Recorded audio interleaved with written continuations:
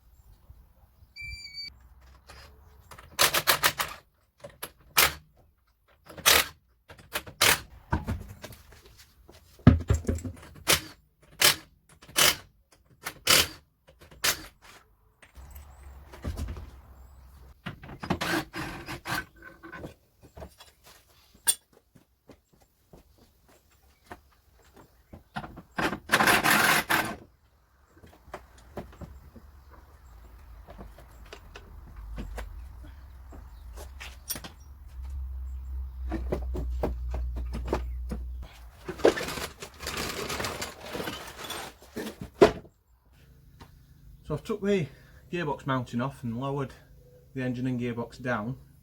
I've put an axle stand underneath the sump of the engine. So now it's just the bottom bell housing bolts to take off and then pull the gearbox out. So I've just got a jack holding the gearbox at the minute just to take the weight, and then hopefully I'll be able to keep it on the jack and then lower it down, because they are quite heavy, these.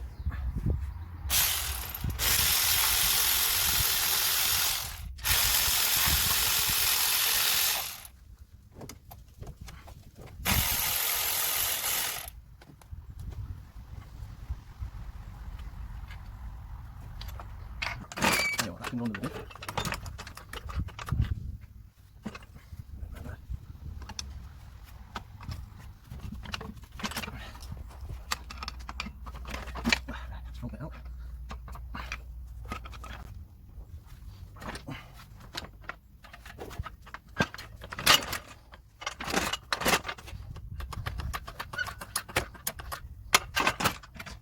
Now should be.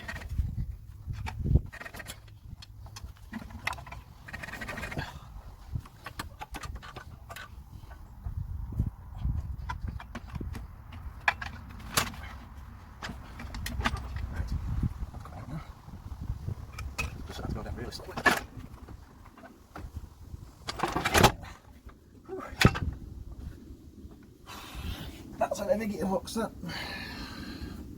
And there we go, that's the gearbox out. Here's the new gearbox, well, second-hand gearbox.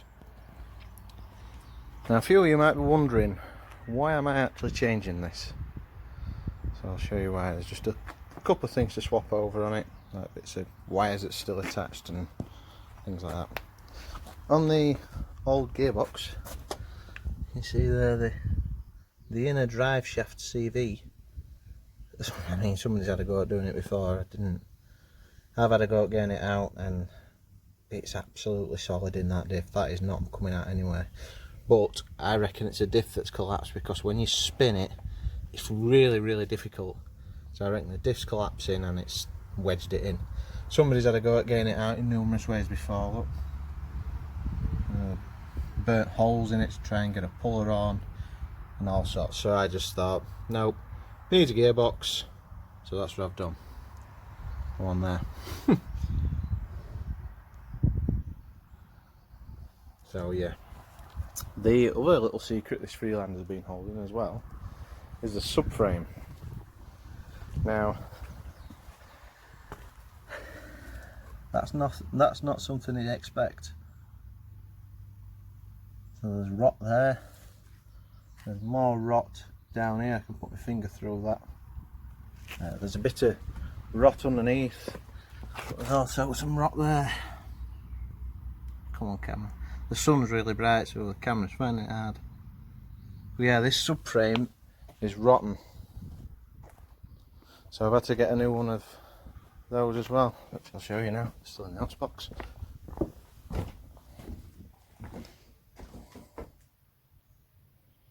There we go. Now, this one's been on a typical Land Rover. It's been preserved because of the oil leaks. So this one's in really, really good condition. Now, when I bought the Freelander, the previous owner said he's just had a clutch fitted. Now, some people, you don't know to believe. You know, if they're trying to get rid of the car, they just say, yeah, I've had a clutch fitted. They've got no receipt to it, but when I've pulled the gearbox off, that is brand new. And the dual mass flywheel as well. I'll show you that. So there's not much movement in that. So it's got a brand new clutch and flywheel. So all I need to do now is just fit the gearbox back on and put it back together. So I've just put a small ratchet strap around the back of the gearbox just to hold it in position somewhat. And it's just so I can manoeuvre it to try and line it up with the splines in the clutch. Because it is a really heavy gearbox, is this. Especially when you're on your back. On a ramp it's not so bad because you've usually got a stand that you can stand it on, but when you just balance it on a jack, it's a different experience altogether. So at the minute we're nowhere near square. I have to let that down a bit.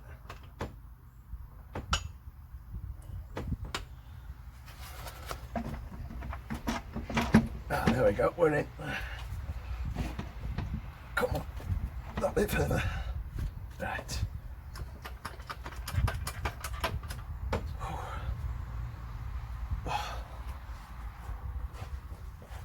I think we're in anyway, it looks near enough in. The sun's boiling today.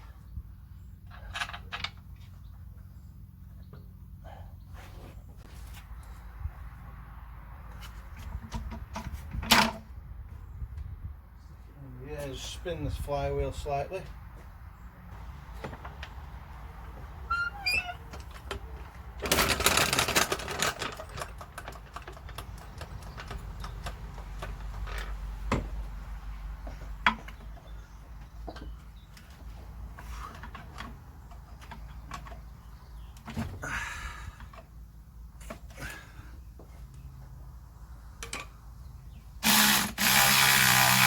There we go, so I needed to spin the flywheel because the main shaft is going into the clutch, but you've also got to get the rear shaft to go into the transfer box. So if you put it in gear, spin the flywheel, that turns the splines that go into the transfer box, and you might have seen it just slot in then when I turn the flywheel. So that's going in now, so I'll just put a couple of bolts in and then get the gearbox mounting back on.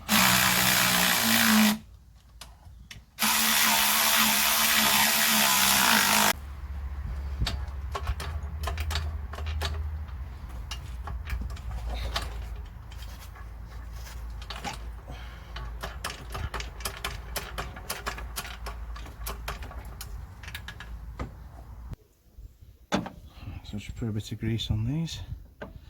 These were really tight coming out on the way out. Only a dab.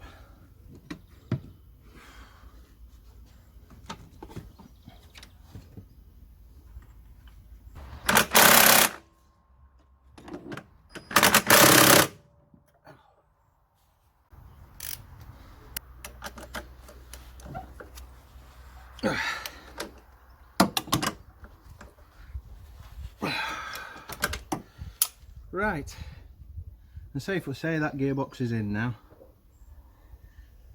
So the first thing I'm going to do now is just put the bell housing bolts in, and then I'm going to bleed the clutch, because there's nothing worse than fitting everything back on, bleeding the clutch last, and then find out you've got no clutch pedal, and then having to take it all back apart. So that is one of my tips as to what you do when you fit your gearbox back on. A couple of bolts in, if you can, bleed it up.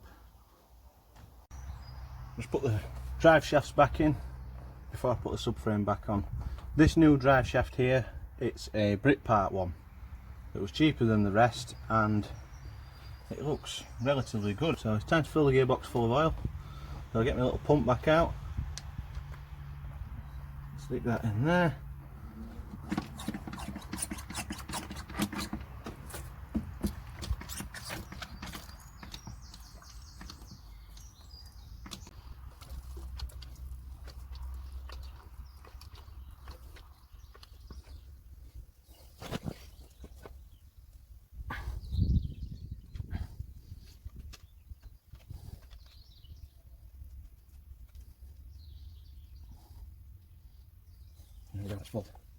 My pump's just decided it wants to leak oil all the way through the spline of every pump.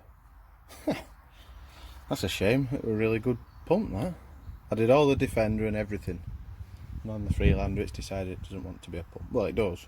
It just wants to pump all the oil out of here rather than through the hose. Oh well.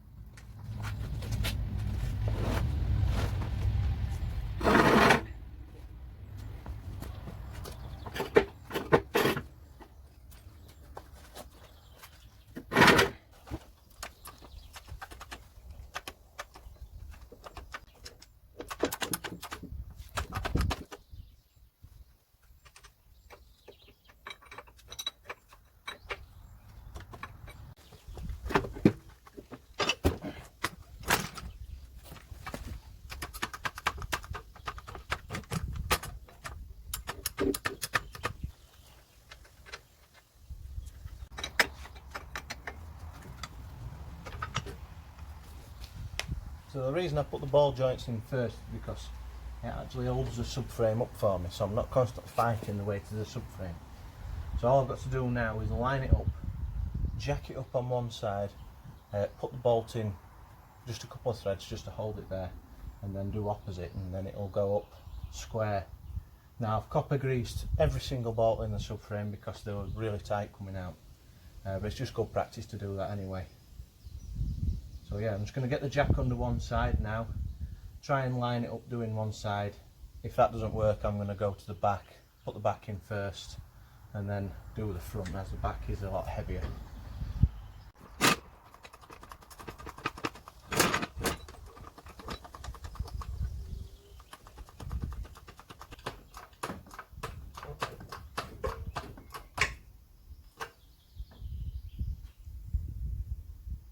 That's nearly lined up on this side now. So I'll just put a couple of bolts in slack.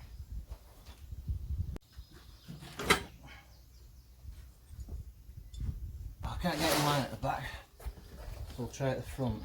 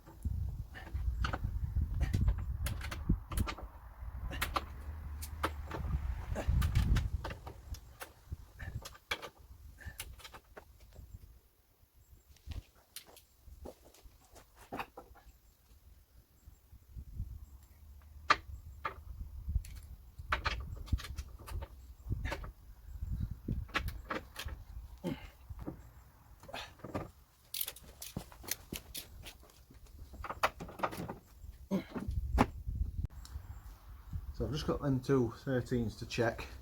I've got the little Driveshaft CV bolts that go through the hub to check. I'm going to service the engine while it's on the ramps.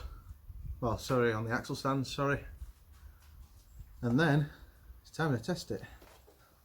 So while it was on the axle stands, I've just given the engine a service. So looking at the state of this air filter, I'm more than due a service. So I've just done the oil, air and fuel filter. I've got the pollen to stick in.